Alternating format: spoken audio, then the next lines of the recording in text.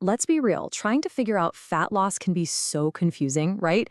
There's just a sea of conflicting information out there. Well, today we're going to cut right through all that noise and get straight to what the science actually says. Let's dive in. Okay, that sounds pretty dramatic, I know. But honestly, it's often true. The fitness world is just packed with myths and half-truths, usually designed to sell you something. Our goal here is to give you the real, unfiltered science so you can finally get what actually works. Does this sound familiar? You've tried the crash diets, you've spent hours on the treadmill, you've maybe even wasted money on fat burners, only to end up right back where you started. Look, it's not your fault. And this is where you're finally going to get the clarity you've been searching for. So let's get right to the heart of it.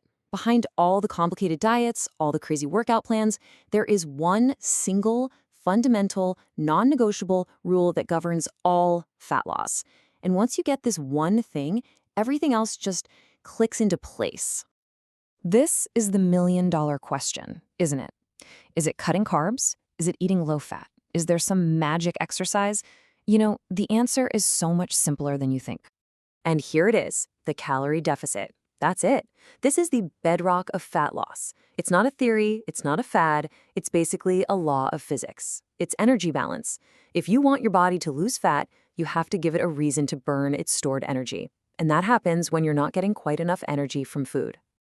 And this chart right here, it makes it super simple to see. You've got calories in from food and calories out from just living and moving. As long as that calories out bar is consistently taller than the calories in bar, you will lose fat, period. It's that straightforward. And this is where things get really interesting because you start to see how all those popular diets fit in. Think about it. Keto works because you cut out an entire food group, which makes it easier to eat less. Intermittent fasting works because it shrinks your eating window. They're not magic. They're just different tools, different strategies to help you achieve the exact same thing, a calorie deficit. All right, so now that we've got our secret weapon, this understanding of the calorie deficit, let's use it as a special lens to look at some of the biggest fitness myths out there. You're going to see how quickly they just fall apart. Oh, this one is a classic, right? Carbs make you fat. But they don't. You know what makes you fat? Eating too many calories, period. It doesn't matter if those extra calories come from carbs, protein, or fat. A calorie surplus is what causes fat storage, not a specific food. And what about cardio?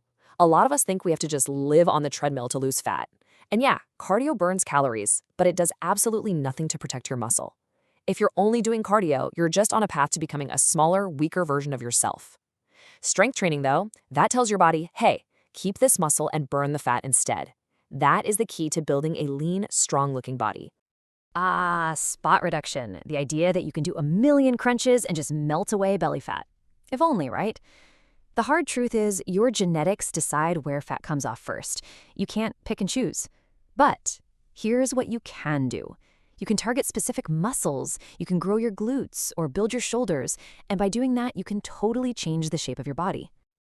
Okay, so we've cleared away all the nonsense, we've busted the myths, now for the fun part. Let's talk about what actually works. What's the game plan? This is a simple 4-pillar blueprint that's built for real, sustainable results. So here they are, the 4 pillars. This is where we turn the science into action. First up, fuel with high-protein foods. We're talking about 1.6 to 2.2 grams per kilogram of body weight. Why so much? Well, protein keeps you feeling full, which is a huge help in a deficit. Your body also burns more calories just digesting it.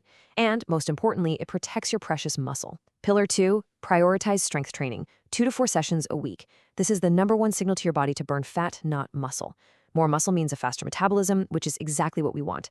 Third, increase your daily steps. Aim for somewhere between 7,000 and 12,000. This is an absolute game changer.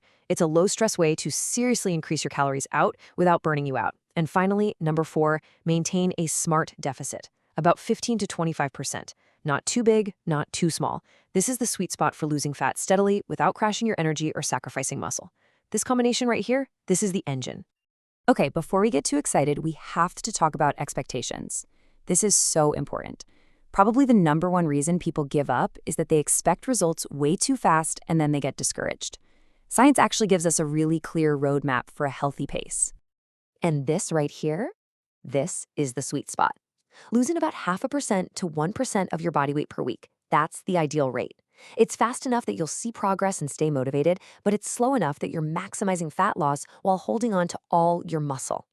Any faster, and you're just asking for that rebound effect. Slow and steady really does win this race. So, to wrap it all up, here are the big mistakes, the fatal flaws you've got to avoid. And you'll notice they're the exact opposite of our blueprint.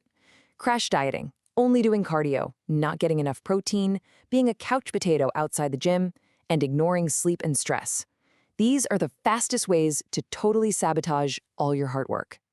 And that's it. That's the whole shebang. It might not sound as sexy as some secret pill or a crazy workout, but you know what? It has one massive advantage. It actually works. This is the real deal, based on decades of actual science. So I'm going to leave you with a question to think about. Now that you know the science, now that you're armed with this knowledge, what's the very first piece of bad advice you're just going to happily throw out the window? Is it the fear of carbs, the obsession with cardio? Let this be the day you start a smarter and way more effective journey. Thanks for joining me.